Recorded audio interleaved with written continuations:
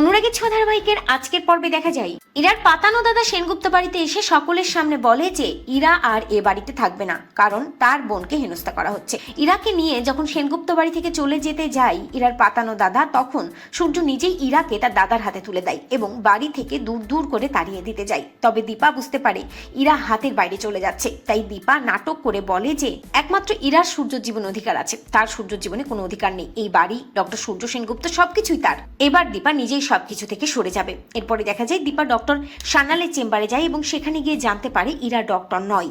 গত 5 বছরেও ইরা নামের কোনো ডক্টর এখানে ভর্তিও হয়নি। অবাক হয়ে যায় দীপা সবটা জেনে। এরপরেই ডক্টর সান্যাল সেনগুপ্ত বাড়িতে আসে এবং দীপার কথা মতোই সূর্যর দেখাশোনার সমস্ত দায়িত্ব ইরার হাতে তুলে দেয় এবং ইরাকে বলে পুরনো জায়গায় সূর্যকে নিয়ে যাওয়ার কথা, এতে সূর্য স্মৃতি ফেরার সম্ভাবনা বেড়ে যাবে। ইরা মনে মনে খুব খুশি হয়, কারণ তার সাথে দীপা থাকবে না। সে সূর্যকে নিজের মতো করে হ্যান্ডেল করবে এবং সূর্য থেকে ওই পেন ড্রাইভ সহ সকল প্রমাণ নিজের কবজায় নিয়ে আসবে।